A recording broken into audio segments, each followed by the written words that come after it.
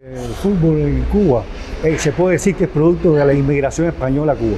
Al margen de que existían inmigrantes ingleses y algunos cubanos que iniciaron el fútbol en Cuba, fueron los españoles los que realmente se apoderaron del protagonismo del fútbol en Cuba, al extremo que ya en 1911, después de 4 años de haber surgido el primer equipo que prácticamente estaba compuesto por 5 cubanos y 7 españoles, los españoles comenzaron a apoderarse de todo el andamiaje de las estructuras del poder del fútbol en La Habana.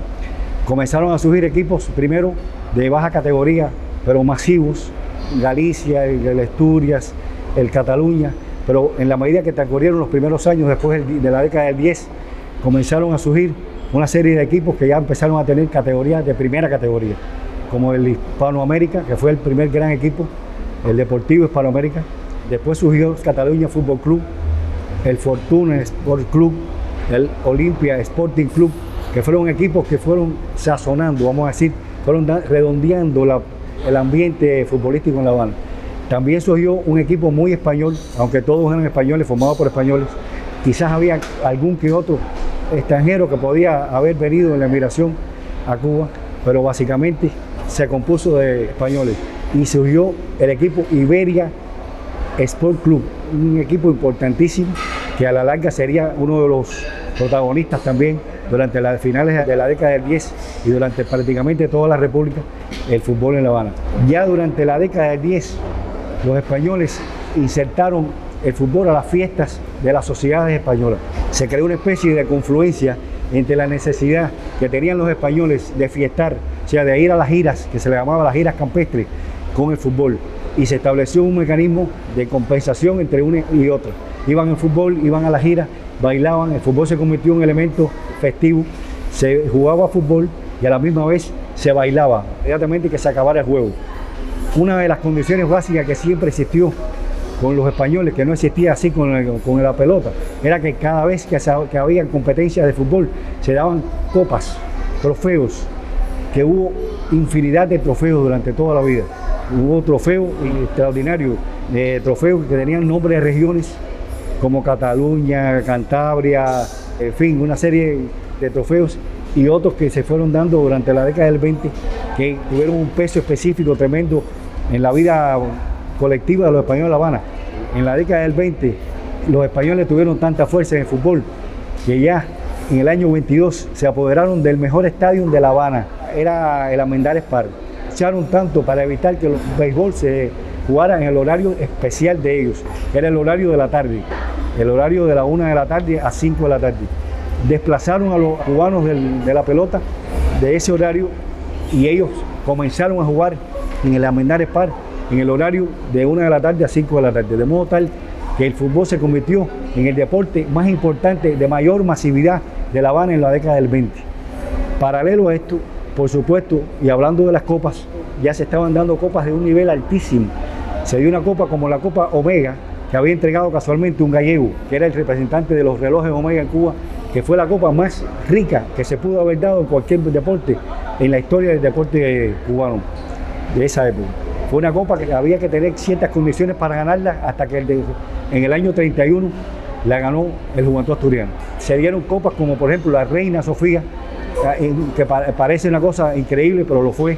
La Reina Sofía entregó una copa, se llamaba Copa Reina Sofía, y la dedicó a los luchadores por la causa de Marruecos. O sea, se jugó para que se incrementaran las ganancias, para entregarla a los luchadores de la causa de la guerra de Marruecos. Por lo tanto, se la dio a la Cruz Rojas y fue un trofeo de una excelencia tremenda. La ventaja que tenía el fútbol es que atraía a un sinnúmero de público. Era público de todas las regiones de España. A la hora de la competencia, todos los públicos de todas las regiones de España acudían al fútbol. Esa era la ventaja que tenía el fútbol, que en cierto sentido se convertía en un elemento de control los domingos, porque el fútbol se jugaba los domingos por la tarde o por la mañana, pero era un elemento de control de la gran masa de españoles jóvenes que existían en Cuba para poder, en cierto sentido, tenerlos bajo su amparo y bajo su control.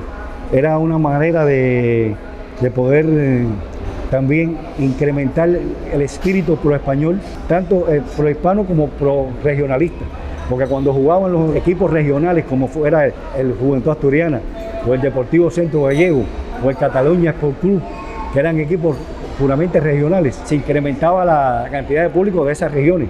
Por lo tanto, era importante también como elemento de compulsión social, como elemento de atracción de la masa hispana. Entre otras cosas importantes de la década del 20 en Cuba, especialmente en La Habana, porque el fenómeno del fútbol básicamente fue en La Habana, aunque se dio en otras provincias, pero básicamente fue en La Habana, fue la visita de eminentes clubes extranjeros, entre ellos el Real Madrid, que vino en el año 1927, el Español de Barcelona, que vino en el año 1926, el Colo-Colo de Chile, el Sheffield, Argentina. Bueno, vinieron equipos muy importantes que incrementaron la disposición de los españoles para jugar. Incluso no siempre ganaron los extranjeros. Cuba tuvo equipos que pudieron hacerle frente e incluso tuvieron ventaja. Aquí estuvo, para mí en ese momento, el más importante equipo del mundo en ese momento. Fue el Nacional de Montevideo, que vino en el año 27, jugó 4 juegos, ganó 3, pero perdió 1 con Juventud Asturiana. Pero en esos años se discutieron las mejores copas, se llevó el clima futbolístico a niveles increíbles. Hay que decir también que fueron los años que más españoles había en La Habana. O sea, fueron los años en que la cifra por estadística del censo llegaron a haber más de 90.000 españoles en La Habana. Por lo tanto, se correspondía la cantidad de españoles en La Habana con esa efervescencia futbolística. Hay que decir que el estadio tenía entre 12.000 y 15.000 plazas. Por lo tanto, llenar esas plazas, llenar ese estadio con españoles nada más, implicaba que había un movimiento extraordinario. Esto se daba como se da ahora en las peñas cubanas actualmente, pero a mayor escala. No había una peña, un bar, un restaurante, un almacén, una oficina donde estuvieran españoles en La Habana, que no hubiera una peña futbolística. Ahí se hablaba no solamente de fútbol en La Habana, se hablaba de fútbol español, de las ligas internacionales, se hablaba de todo. Hay que ver cómo en la prensa se reflejaba toda la estadística, desde 1912 para acá, hacia adelante, toda la estadística de las ligas españolas, la norte y la sur, y hasta llegar a los campeonatos nacionales. Era anual, o sea, era una efervescencia futbolística extraordinaria.